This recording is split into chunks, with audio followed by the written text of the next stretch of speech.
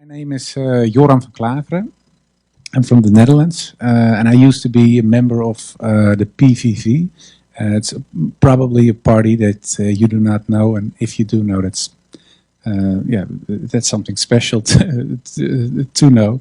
It's the party of Geert Wilders. Maybe you've ever heard of him, the guy with the blonde hair. It's not his real hair color. I know. But he founded the party in 2006, and it's called the PVV, the Freedom Party of the Netherlands. And the main goal of that party was to make sure that Islam was not able to grow in the Netherlands. And later on, it was the purpose was to ban Islam from the Netherlands in total. I'll come back to that later. Maybe it's interesting that I introduce myself a little bit. My name is Joram van Klaveren, as I said, and I grew up in a very Orthodox Protestant environment. My mother and father were members of the Reformed Church. I have an older brother, a sister, another younger brother. We went to church. We read the Bible. We did all the things that normal Christian people do. But we were we were members of a very strict denomination of the Christian Church. So other religions, were gone astray, in the opinion of the theologians of my church. So that's something that it was not explicitly said, but it's something that you learn during the days that you get raised till let's say 16, 17.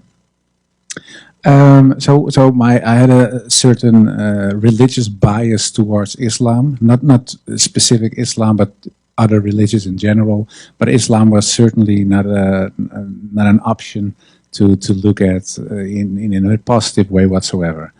I studied religion, comparative religion, when I got older. I went to university. But you take, of course, the things you learn in your upbringing with you. So that's something I did too.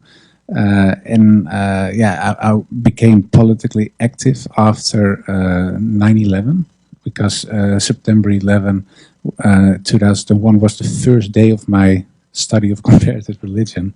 So it was a strange kickoff. After that, we had a murder in the Netherlands. Maybe you've heard of it. Theo van Gogh. He was murdered by a jihadist. A lady who is active in the United States as well, who's from the Netherlands, Ayaan Hirsi Ali. She was in Parliament when I was an assistant of a politician back then. So the whole sphere in a political sense and in a social sense was very anti-Islam. Of course, you had the terrorist attacks in London, Madrid, etc., etc. So there was a certain time that the view that people had when it came to Islam became negative and more negative, more negative. And I think that another thing that's very important that played a role in the way I developed myself is the fact that in Europe there is a historical bias towards Islam because of the historical clashes. And we have crusades from the Christian church towards the Islamic world. There are attacks from Ottoman Empire, for example, on the Christian part of the world. So there have been clashes for hundreds of years, one side, the other side, and the other way around. And the combination of those things, the start of my comparative religion study at September 11, 2001, the fact that Theo van Gogh was murdered, my upbringing, and I think the historical bias of Europe when it comes to Islam, the combination of those things made me want to become politically active. And I was searching for a party who was most anti-Islam. Well, I found that party. It was Geert Wilders from the PVV. And I did everything I could, when I became a member of parliament. It was in 2009, 2010. So that's way back. And yeah, the last, I think, 7, 8 years, of the 7, 8 years after that, I did everything that I could to stop Islam from growing. I tried to get legislation to ban Islamic schools in the Netherlands, to ban all mosques, to prohibit reading the Quran. So, and in one time we made legislation, or we tried to make legislation to ban Islam in general from the Netherlands, of course, and alhamdulillah, it didn't work. But that was something that we tried. And I left Islam. Sorry, I left the political party, the PVV, in 2014, 2015, and that was because it was an anti-Islam party. But in 2014, 2015, Geert Wilders was active at a rally, a right-wing rally, and he asked the people, "Do you want more or less Moroccans?" And the whole crowd shouted less, less, less. And then he said, "Okay, I'll make that happen." And that was, for me, was a point that I thought, okay, I'm still anti-Islam, but this has nothing to do with anti-Islam anymore. This anti-Moroccans. So I asked him to take his words back or change it or do whatever to play it down a little bit. He said, "No, why should I?" So then I left, and in 2017 I stopped politics in general. I do something else now. I work for the radio and teach and other things. No politics anymore. But there was one long-held desire that I had, was writing an anti-Islam book, because I was still anti-Islam, only not active in the politics anymore. And I was, I thought it would be a very important thing that all the things that I said and that anti-Islamic people and groups say, that we have a theoretical basis with great grounds, so we can point to the book when people have discussions, and we would solve the dispute about Islam. Is Islam a religion of peace, or is it something very wrong and evil when it comes to Europe or the West or the world in general? So I started writing the book, but I always had, as a Christian guy, my doubts on certain dogmas of the Christian Church, for example, the Trinity, the crucifixion of Christ, and I thought those were points when it comes to the Christian dogmas that are difficult to understand. So, but I was writing the book. But those, I tell you this because it comes back later in my story. I tried to write the book, and what I did was all the objections that I had, and those were, for example, Islam promotes terror. That's something that I thought. Islam is anti-women, Islam is anti-Jewish, Islam is anti-democracy. Well, all the prejudices and all the stereotypes when it comes to Islam, I had. And what I did was starting to read and reread the articles and the books that I already read. But at some point I came across information that was at odds with the things that I was used to read and what I learned in the past. So I started writing letters to several ministers, to imams, and to scholars. And one of those scholars was Abdul Hakim Murad. He's a professor from University of Cambridge. But I didn't know that. I just followed a line and thought, oh, well, he's a scholar, so I write. And I didn't know if people would write back, because I put a little link from Wikipedia, and my own page is in English as well. So I thought, okay, I give them at least the information so they know who they are talking or writing with. And after I find out who he was, I thought, oh, well, he will never answer. But he is one of the greatest scholars in Europe when it comes to Islam. And but he did. And I got a 17-page mail back And I thought, whoa. So I started reading and reading and reading, and he asked me at the end, how is it possible? Because you studied comparative religion at Free University, where Abdul Hakim Murad also taught in the past. So he asked me from, well, what happened? And what titles did you read, and what's the information you got? So I gave him a list with titles. He said, okay, I know where you're coming from, I understand. And I explained that when I was younger and I was at university, the points that I mentioned earlier when it comes to the historical bias and the upbringing, etc. But at one point in 2003, 2004, I went as a student to several mosques. And I asked several Muslims, well, what's up with Afghanistan, Taliban, etc., etc. And there was one guy who told me, well, that's what Islam wants. And he was a Muslim. And he said to me, yeah, well, I don't like it either, but that's what God wants, so we have to do that, point. And then I thought, whoa, you're even more crazier than I thought. And that hardened my views when it came to Islam. And I told Abdul Hakim Murad as well, and he said, well, you know what the point is, that you have Dar al-Islam, he said, it's a house of Islam, and you are in a little barn somewhere in the garden with all the extremists, the anti-Islam guys and the extreme Muslims. And so what you have to do is get out of the barn, walk into the garden, look at the house, go into the house, and then we talk again. You can ask questions again. And that's what, and I asked him, well, I'm willing to get out of the barn if you give me some information. How? A map. So he gave me some information. I started reading and reading, and in the end, I thought, okay, Islam, the teachings of Islam, I thought, okay, that it looks very much like Christianity. Be polite, of course, believing in God, believing in the prophets, etc. But in the end, the big difference, of course, is whether the question whether Muhammad is a prophet or not. So I thought, okay, maybe Islam, the teachings of Islam are okay, but Muhammad is still, as I learned, an antichrist, or he is a crook, or all the bad things you can imagine. That was still the view that I held when it came to Prophet Muhammad.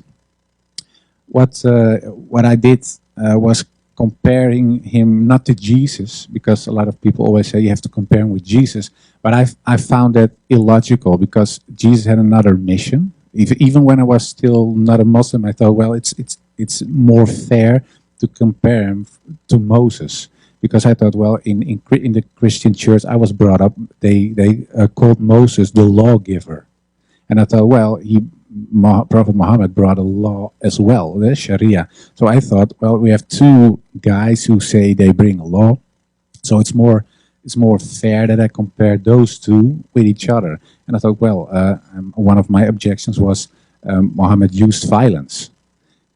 And then, yeah, I read, of course, Moses used violence as well, and especially the guy who followed Moses when Moses died, Joshua, is a prophet as well in the Old Testament. He used a lot of violence. And when I compared the teachings when it came to war between the Bible and the Quran, I found out that what the Quran, for example, says, you cannot kill women, children, now all the things you probably know. But in the Bible, there are passages that say the opposite. They say you have to kill women, kill them all. And of course, let's be happy that's not what the most Christian churches teach. But there are passages in the Old Testament that say that you have to wipe out everything, even the grass. So everything has to be erased. So I thought, okay, when it comes to violence, I can no longer say that Muhammad, because he fought a war, and it was a defensive war, that he is no prophet if I accept Moses and Joshua, for example. So, okay. And then I went to another point and another one, and all the points that my objections against Muhammad, when I compared it to other prophets, I had no grounds anymore. So in the end, I thought, well, maybe they are all no prophets, or Muhammad is a prophet as well. And that was a point for me that yeah, I had to look into my heart to see. I still believe in God. Well, if you believe in God, why do you believe God? There is a revelation. If I believe in a revelation, that the revelation is brought by someone or someone's. That's not an English word, but by people, and those people we call prophets. So I thought, okay, then Muhammad is a prophet. And then I realized, well, if I say Muhammad is a prophet and I believe in God, then there is a problem, because then I would be a Muslim, and that's not still something I didn't want to be. And so I talked to a lot of people, and they say, yeah, well, if that's the case, you are a Muslim, whether you like it or not, or you must stop believing in God or something. But I couldn't, and then I thought, okay, I just park it and I don't do anything with it, and I'll leave it for what it is. But yeah, if you are a believing person, whether you're not a Christian or a Buddhist or a Muslim, you want to do something with the things you believe in, especially when it's the core or the cornerstone of your life. And it was still so. I believed in God, and I thought, yeah, I want to abide the laws of God. I want to do something that is good. So I had to do something with my newfound information, and I started looking for a publisher to do something with the book. And the book was not already finished, but most of the parts that I found out and the new information I found out were in the book, but not yet my conversion, because I didn't convert it yet. And I was looking for a typical Dutch publisher. So it's called in Dutch. It's called het kennishuis. It means house of wisdom. But they wrote it in old style Dutch, and when you write it in old Dutch, it's typical Dutch. Most nationalist guys write it in old Dutch, so you see, oh, whoa, he's a real Dutch. So that's what it. And I thought, okay. And the publisher wrote het kennishuis, so the House of Wisdom, in Old Dutch, and they were specialized in Islamic literature. So I thought it was an anti-Islamic publisher, and I wrote them. Well, I have scripted, and I got it back. And I said, maybe we can meet. And yeah, all of a sudden there was a guy against me, and he sitting in front of me, and he was a Muslim. Why you look Muslim? Yeah, I am a Muslim. It's Islamic. It's an Islamic publisher. It's an Islamic publisher. You called it Kennishuis, and you wrote it in Old Dutch. Yeah, I know. But we did it on purpose because we're in that way we try to reach out for people who think that Islam is not compatible with the West or with Holland in this case. So we start talking. I told him where I was, that I believed that Muhammad probably was a prophet, and I still believe in God. He said, well, you are a Muslim, but you don't know it yet. So I started reading, and it took a couple of months, and after those months, we were eating at home by the publisher, and there was an imam with us and some other guys, also non-Muslims, and the imam suddenly asked me, do you believe in God, yes or no? I said, yes. Do you believe Muhammad was a prophet, yes or no? I said, yes. I said, well, we take the Shahada now, or is it something you do not want to do? And then I said, yeah, I think deep in my heart I want to do it, but I cannot do it because, of course, because of your family, and yeah, because I was a right-wing nationalist. I cannot become a Muslim. That's ridiculous. But I did, and it made me very happy, and I'm still very happy today. Unfortunately, a lot of people in my family, of course, are a little less happy when I did it. And some Muslims ask me, "Well, aren't you mad at your family, or why aren't you disappointed?" But I'm not, because especially my mother, she was very sad, and she said, it's not because I'm sad because you became a Muslim. She said, I would also be sad when you became a Buddhist, because she thinks Christianity is the truth. So she was worried for my soul.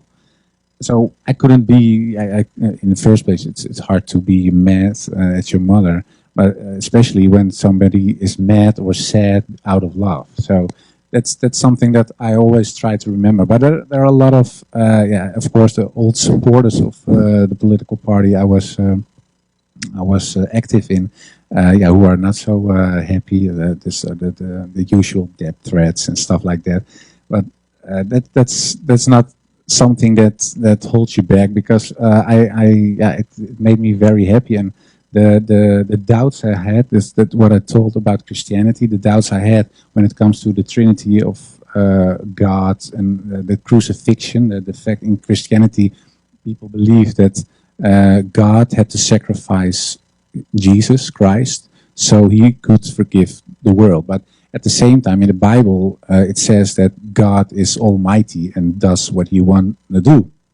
And I always thought as a child, well, if you are almighty as God, why can't you just forgive? Why is there a son who had to die before you can say, okay, I forgive? So I thought it was illogical. I still think Christianity is a nice religion. Only I didn't believe the truth with a capital T. It wasn't there for me anymore. And strangely enough, when I was writing the book, I got Islamic answers to Christian questions. And yeah, that was a point for me that I thought, yeah, it gave me a lot of rest, and my heart and my head resonated, and that's something that I didn't have before. So when I felt that, and of course you believe it, yeah, that made me in the end deciding to become a Muslim, and that's what I did, and I still am. And, I'm very happy. That's in short the story. So. I think, yeah, no, I don't know what the program is. Do you want to ask question people in the? Let's give him a round of applause for that. That was really touching. Thank you so much. Wonderful. So we're going to do Q&A now, and we'll start with the sisters, and we'll ping pong back and forth with the brothers. So first, for the sisters, inshallah, there's a mic going around, and Brother, my voice will come to you. Just raise your hand if you have a question, inshallah. And it looks like we'll go to Sister Shazia first.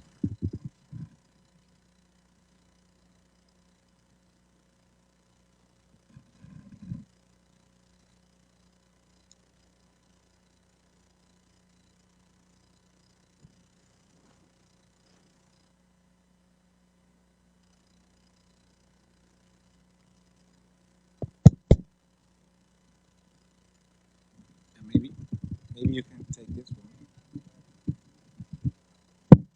This one.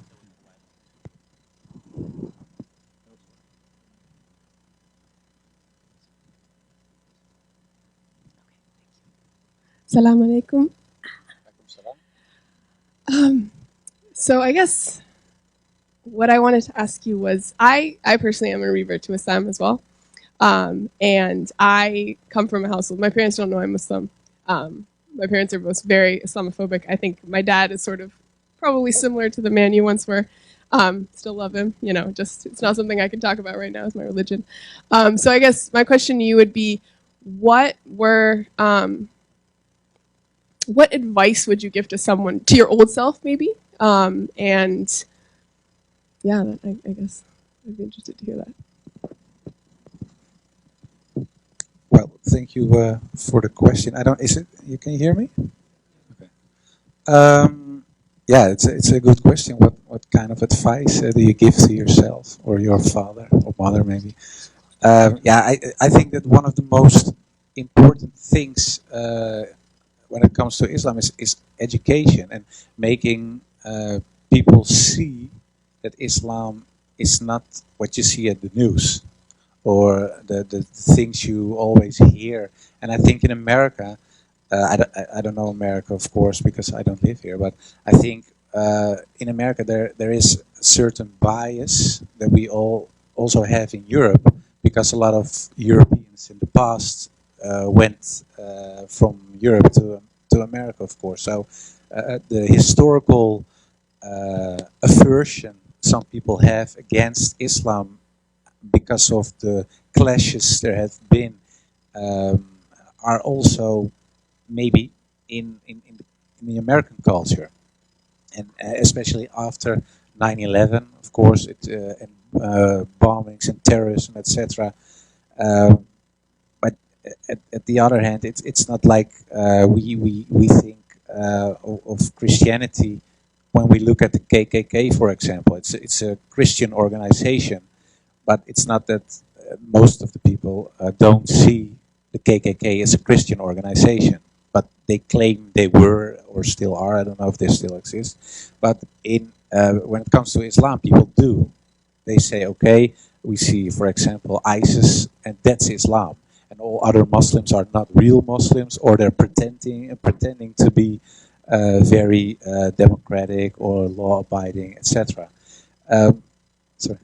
But it is a fact that Islam is something else. And my story, I wrote a book about it, and I think in the Netherlands, I think it's very important that people read my journey, because most of the arguments people use against Islam are pointed out in the book, and there's a explanation why it isn't correct.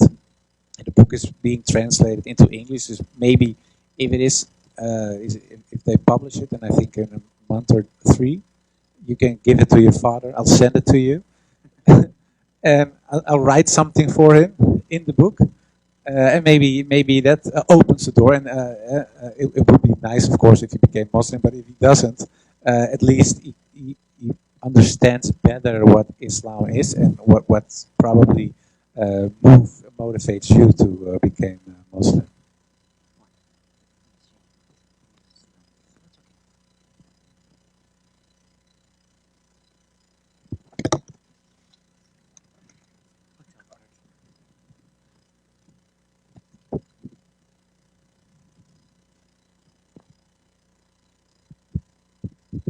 Does this work? Thank you for your presentation. It was very insightful. The question that I have, first of all, I've been to Holland, great country and very nice people. The question that I have is, have you thought about going back to politics and maybe spreading what you've learned and essentially sharing with people and changing their view of the typical stereotype image of a Muslim? Thank you. Yeah, thank you for the question. Yeah, I didn't think of politics, and I still don't think of politics too much. Of course, you follow politics, but I have no desire to go back. I've been in politics for 12 years. You call it here the Senate, and if you are in politics, you have to have certain ideological motivations, and I think a little bit or arrogance or naive, being a little bit naive. So if you have to believe that you can change the world, and I hope, of course, that we can change the world as a community. But I have no longer the illusion that the political party can change the system. But I think in the end it's not a political thing. It's something of the people. And if people see that Islam is a positive force, and that you contribute to a country, that you contribute to your own community, but also to other communities, that the view of people will change. If I can change, and you don't know me, of course, but I was really anti-Islam.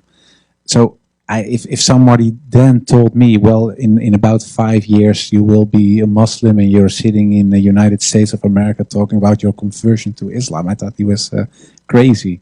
But it did happen. So I think in the end it's something that that has to come out of the people itself. Non-Muslims I'm talking about. And I think that a lot of Muslims, especially in Europe, because I think it's a little bit different here, also have to look at themselves and see why is it that people are always so negative. Because in the Netherlands there are a lot of Muslim youngsters, youth, who are making a lot of troubles. And when they are making trouble, sometimes they shout Allahu Akbar. So non-Muslims associate Islam as a religion because they hear something with Allah, and they see youngsters, for example, throwing in a window with a stone or whatever, So the association is always violence, Islam. And of course they see the news, they see terrorism, they hear people like my old me telling on television, well, this is wrong, they are don't, blah, blah, blah. So the combination makes it very hard for non-Muslims to see Islam in a positive way. And I think that the best group to show them the other side are Muslims, because we are, of course, the ones who have to practice the teachings of Prophet Muhammad. And I think if we really practice those teachings, that we have a better world. So, and it starts with yourself as a community. So I'm not going back into politics, but I founded an organization. It's called the Anti-lslam Association in the Netherlands. And what we try to do is to change by giving lectures, going into the country, schools, etc. So we can show people what that Islam is something else than that you see, or what most people in Europe think. And it's I don't know if I have time, but I don't know if you know who Anti-lslam was. So I never heard of him. Okay, that's funny because it's an American. Yeah, he became an American. Anti-lslam van Klaveren. His father was called Jan Janszoon. It means son of Jan. And Jan is a typical Dutch name. And it was around 1610, so a couple of hundred of years ago. He was a pirate for the Dutch Navy. And he had to, we call it kapen. You have to rob Spanish ships, because the Netherlands were a province of Spain then. And in the end, we wanted to be independent. So what we did as a Dutch people, we attacked Spanish ships, took their silver and gold, and used it for weapons to fight against them. So we used their own money to fight against the Spanish. One of those guys who did that was Jan Janszoon. And one day he was with his ship near Spain and the Canary Islands. It's near Morocco. And his ship broke down, and he was caught by pirates from the northern of Africa. And they brought him to Saleh, and that's a little place in Morocco. And then they asked him, well, you can choose, or you buy yourself free because you have a lot of money, or you walk back. Well, that's impossible, of course. Or you become a Muslim. And then he asked, I don't know what, he asked him, what is a Muslim? I've never heard of a Muslim. What's a Muslim? And they explained him, and then he said, oh, then I'm already a Muslim. And they were so impressed that they said, well, if you are a Muslim, then you can choose, or you join us, or you're free to go wherever you are. And he said, well, I love the sea, I love robbing Spanish ships, so I want to be part of your gang, or whatever group it is. So he became a pirate for Saleh, and Saleh was a little republic, and the Sultan of Saleh was so impressed with the things he did, because he was a very good pirate, and they robbed Dutch ships then and Spanish ships, and they made him a president. So he became the first president of a Moroccan place. Was Jan Janszoon from a little place out of Holland. And he later on he married a Moroccan girl, of course a Muslim as well, and they got 4 children. And one of those children was called Anthony, and that's the guy why my foundation is Anthony Janszoon van Klaveren, Anthony in English. And he was sent to the New World with a lot of money from his father, because his father became very rich.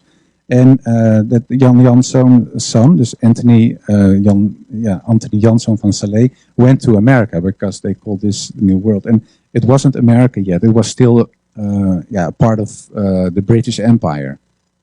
And he went to a place called New Amsterdam, and it was New York. And in New York, some people say, well, it's founded by the Dutch, New York. There's still typical Dutch names. For example, the Bronx is Brooklyn. Is Breukelen, it's an old Dutch city. And it's true, it was founded by the Dutch, but the guy who did that was a Muslim, because Anthony Janszoon van Klaveren was the guy who founded the Bronx. He developed Brooklyn. They gave him, he asked them, is there some land somewhere that I can buy? They said, no, you can't, because you're not a Christian. They didn't want it. And then he said, well, I pay 3 times what you normally ask. He said, okay, buy the land. And he gave them, and those Bronx, for example, and Brooklyn were one of the first places in the New World, in New Amsterdam, were developed, and it was developed by a Dutch Muslim.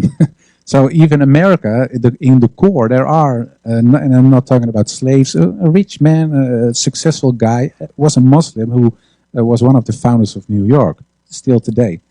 And what another funny fact is maybe, is the fact that the first Quran ever brought to the United States was brought by this guy, Anthony Janszoon van Slees. So a Dutch Moroccan guy who was a Muslim brought the Quran to America.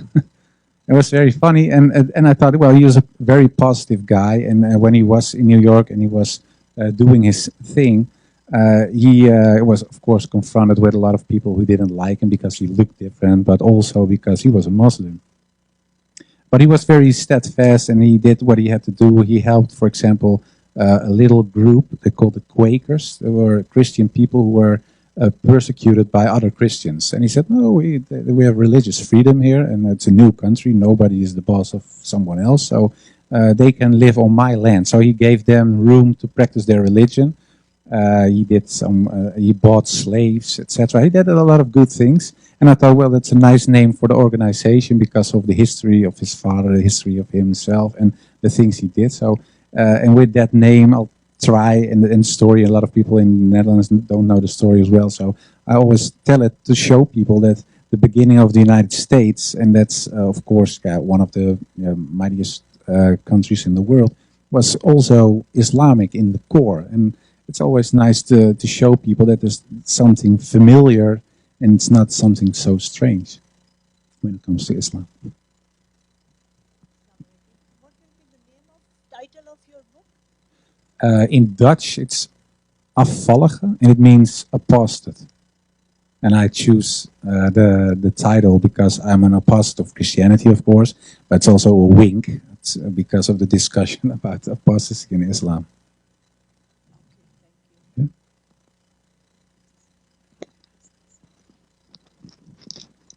Assalamu alaikum. I don't know, is this working? Oh, it is, okay. First of all, thank you so very much. I'm originally from what became New York, was New Amsterdam. Okay. And there are a lot of Dutch names that are well known along the Hudson River, and I think the Hudson was, with the explorer was Dutch, and the Roosevelts, the two President Roosevelts, Dutch ancestry. So there's a lot of history, but nobody mentions in America that they're Dutch. Anyway, welcome. And many people don't know that the word California comes from the word Khalifa. Oh, I didn't know. So this is another part of the Muslim history nice. on the West Coast. I'm wondering, when you speak to people, what reaction you get? Do you speak about Islam? Do you find people are curious or more hostile? Are you able to change hostile people to be open-minded? What's your experience? Yeah, of course, in the beginning, and there are still people who are very anti-me because I became a Muslim. But in general, I have to say that most people are more interested than angry. So what happened to you? Why? So that's I think it's a good thing because there is space and room to start talking to each other. And most of the time I ask them, what is your biggest problem with Islam? And most of the time people don't know. So we try to discover while talking what his or her issue is with Islam. And I even got some emails from people that said, well, after I read your book, of course I'm not a Muslim and I still don't like Islam, but I get it. So that's a little improvement. So I think there is a lot of room, and of course, in the end, it's up to us as a community to show people otherwise. And I think in the end, as I'm still positive, I think that it's possible that a lot of people will change. And I think it's something else in Europe, and I don't know how it is in America. There's the secularization, so people stop believing in God. In Europe, most of the people in other parts of the world think that in Europe everybody is Christian, but most of the people, especially in the Netherlands, aren't religious at all. And the fact that they lost their religion, not only in a cultural way, but especially in a religious way, yeah, it creates a hole in people's hearts, because there's a famous guy, a religious scientist, Eliade, his name, is that people are always religious. And it's not that you have to be a Christian or Muslim or whatever, but there is something that calls out for something bigger. And he said, because you are designed like that, there's always, you crave for God. And in what form isn't so important now, but he said, well, people, and if people lose God, they're going to search for something else. And I think in Europe, people search they want to fill up the gap in their heart with, for example, nationalism, but also with drugs or with partying all the time. They do things to fill the emptiness in their heart, and that's something else. I see big chances for Islam, because I think Islam is the last real religion. And a lot of people, especially when I talk with Protestant Christians, who are very angry all the time when it comes to Islam, but when you talk to them for real and in a calm way, they realize very fast that, for example, the things my problems, theological problems with Christianity, for example, the Trinity, they feel this. They feel what I mean. So that's what I always tell them. I say, you know that it's illogical. And they say, oh, well, maybe it's illogical, but... And so I see big chances for Islam as a religion to grow in a positive way, especially in places where people lost faith in God. And maybe that's a mission. we don't know, but it would be nice. Assalamu alaikum. In my day job, I've had the pleasure of going to Holland quite a few times in the last few years. And like many international travelers, I've used Uber to get around the city, in Amsterdam in particular. But I was really disturbed by something, and this is what I was kind of curious about your perspective as it relates to anti-discrimination laws in the Netherlands, as it relates to discrimination against Muslims as they're trying to integrate into the workforce. In particular, I met a Dutch young man who was driving an Uber. He said he was a college grad, born and raised of Pakistani descent, born and raised in the Netherlands. And he said that every time he goes into a job interview, he's asked about his prayer habits and other things that we would, in the U.S., we would find that those are non-starters. Nobody gets asked about those kinds of questions here. And he said to me, do you think I'm driving an Uber because I choose to? I can't get a job. Anywhere I go, I'm facing these kinds of discrimination issues. And then he said ultimately, he goes, I identify first as Muslim, then as Pakistani, and then third as Dutch, even though he was born in Holland. And I find that, as in this country, we have at least we start from the premise of that there are anti-discrimination laws that protect people when they are applying for jobs. Are there similar protections in the Netherlands, or are they coming? Because I worry about that this large Muslim Moroccan population, for example, or Pakistani is being, kind of isolated in a ghetto where they are, or a mental ghetto where they really are not able to contribute more faithfully to society as a whole, and are identifying with their ethnic background as opposed to, like you are, for example, of the people and contributing broadly to the Netherlands. Yeah, very good question. Yeah, in the Netherlands there are a lot of anti-discrimination laws. Of course we have a constitution as well, and the first article in the constitution is that all people should be treated equal, no matter of race, religion, etc., etc. So there are a lot of laws like that in the Netherlands. But there's also discrimination, and I think that discrimination is something that you see all over the world. All minorities. I talked to some people from Lebanon yesterday. They told me that people from Syria who fled to Lebanon are discriminated because they are from Syria and they're refugees, and they're a burden for them. The same it's what you see in Turkey, and in the Netherlands you see that with Moroccan people or Turkish people, and they are not refugees, but I think most of the time the majority in countries is skeptical about minorities in general. But yeah, fortunately, we have laws that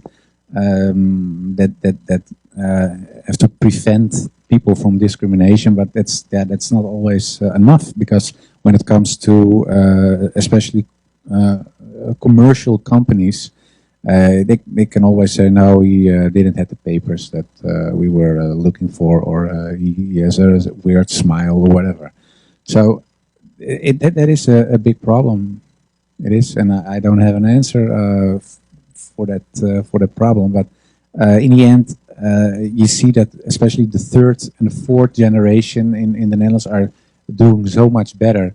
People starting their own companies. You have Islamic lawyers, you have Islamic doctors, engineers. So in the end, and it takes a lot of time, and that's not a nice thing, of course, but it takes a lot of time to walk through the institutions, as they say in Dutch. And I believe it will change. Only it takes so much time, and that's something that a lot of people aren't willing to wait for, of course. And in the other part, the other side of the story is that you see, especially in Eastern Europe, that there's a very, very strong anti-Islam movement now, and it's not only in Eastern Europe, but because the anti-Islamic groups are uniting in the European Union now. So it became one powerful force in politics now. So that's something that's very worrying, and it gives a lot of the normal people, as you can say, the people in general in different European countries, an excuse, because they say, well, we have 1/3 of parliament saying Muslims are wrong, or they create problems. It isn't that bad if we discriminate, because we know they cause problems. So it's something that works on several ways, and it's very worrying. But I think the most important thing is educate people, telling people that it's wrong what they are doing. And I think it's also important to promote Islam and help each other. So if there is a guy with a successful company who is a Muslim, he can always help other Muslims, for example, when it comes to, we call it stages, I don't know, the internships, for example. So you can help each other as a community. It's an obligation. So why wouldn't you do that? So I don't have a complete and satisfying answer, but this is what it is. Assalamu alaikum. I have two questions, if I may. During the discussion, you were mentioning that you had Christian questions and you found actually Muslims' answers. Could you share with us a few of those where you think actually that these are the ones that made it for you? And the second question is, with your involvement with the political field and being maybe actually prior anti-Islam. Oh, sure, sorry. With the political movement and being anti-Islam prior to you being Muslim, you have mentioned that maybe most people will look at Islam based on maybe some of these terrorists around the world and maybe in Europe. Are these actual terrorists, or maybe these are actually like movements by certain governments in Europe that Islamophobic, maybe that actually did make Islam look bad? What's your take on that actually as being involved in the anti-Islam movement back then? Okay, that's a big question. The first half of the question was about Christian doubts. My doubts had to do with especially with the Trinity, because in Christianity we believed that God exists as one being, but in three persons: God the Father, God the Son, there's Jesus Christ, and the Holy Spirit. And I always found it very hard to understand the concept, because in Christianity, Jesus Christ dies on the cross, but he is God, so God dies. So I asked the minister when I was 12 or 13, how is it possible that something that is infinity, If God is infinity or infinite, how is it possible that it dies? Because then it is ended. It's ending. So that's impossible. And if he is dead and he is alive at the same time, that's something like a square circle. That's impossible. And then they said, well, it's a mystery. So yeah, that's. But you have to believe it. But if I try to believe it, I can't because it's a mystery, and I don't found that very satisfying. So that's something that, and there are a lot of theologians who have very nice concepts. But in the end, it's coming back to the question: is the God of Jesus Christ, is it one or three? And in the whole Bible, there's no sentence in the Bible that says God is three. It isn't there. And the parts that are referring to something that could be interpreted as three are added later. And it's even in the Christian Bible, you can see that it's almost always between, I don't know how you say it, we call it haakjes, quotes. No, not the quote. Yeah, that one. And in Bible it says the sentences between those things are added later. So there are, in the Bible there's no referation to God as three, and there is even a sentence that Jesus Christ says, "Hear, O Israel, your God is one." Well, that is exactly the same as Prophet Muhammad said. There is one God, and that's Allah. So it wasn't logical for me. So the Trinity thing was an issue for me. And another thing I talked about earlier, short, it was about whether there should be a murder before God can forgive. And yeah, I found that not logical, because in the Bible says there's a story about the prodigal son. It's a story that there's a father and he has two sons, and it's a very rich father and has a very successful company. And one of the sons goes away and he says, "Well, Dad, if you're so rich and one day you will die, so can't you give me the money I'll get when you die?" He says, "Okay, if you want that, here's the money."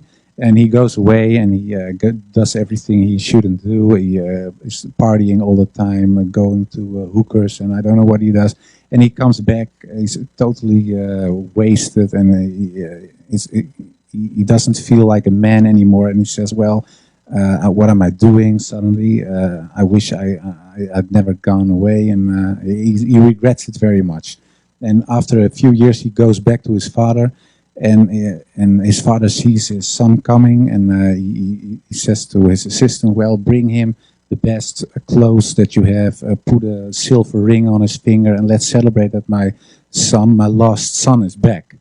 But the other son says, "Well, ho, I was working all the time for you. I did everything that I had to do. I abide the law. We pray together to God, and weird Willie there goes and does everything wrong, and you're celebrating his return." And it's a story that Jesus tells in the Bible, and then the apostles, the people around, the Jesus followers ask, "Okay, what's the point here?" And Jesus says, "Well, okay, the father is happy that his son returned after he did so much things wrong. He still accepts him. And there is no condition, there's no son or whatever who had to die first, or there's no slapping or no screaming, there's nothing. He just forgives his son." And it was for me, I thought, yeah, well, the prodigal son story that Jesus tells, it's almost 180 degrees opposite of one of the dogmas of Christianity, because if Jesus tells this story to show the rahmah of God, how is it that the Christian church teaches that God wants to see someone gets killed first?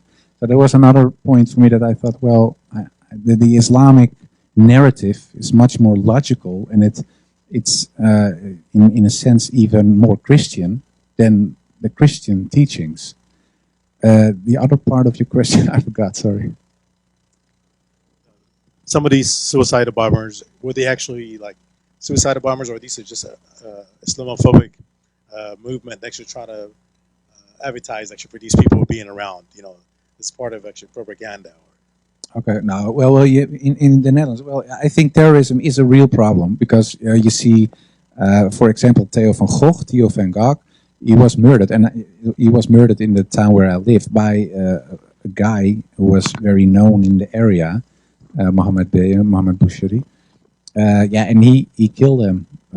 Yeah, we literally seen the guy doing it. He was shooting with a gun. After that, he slit his throat. He pulled a sword in his stomach. He was butchered.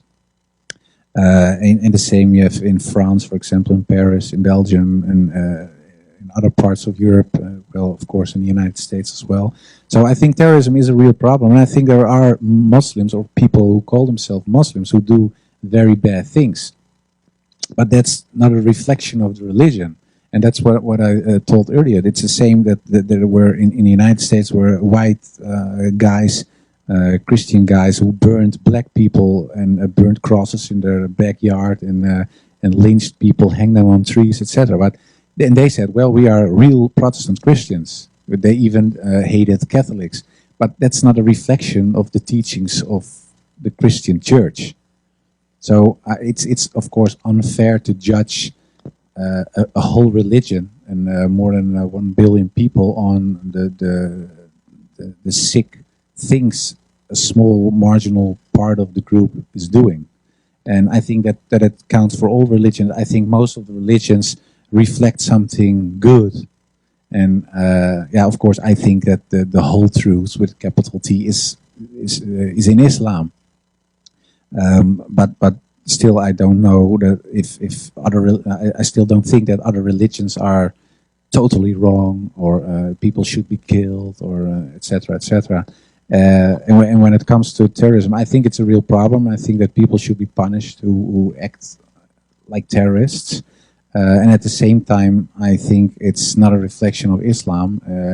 There are psycho people in the world, and there are Christian psychos, there are Buddhist psychos in Myanmar, there are people in China who are treating Uyghur Muslims as beasts. Those people are psycho. So there are a lot of psycho people in the world, but it's not a reflection of the religion, not of Islam and not of Christianity, and I don't think it's a reflection of Buddhism as well, how they treat in Myanmar Muslims. Okay, let's give a round of applause to our special guest. Jazakallah khair.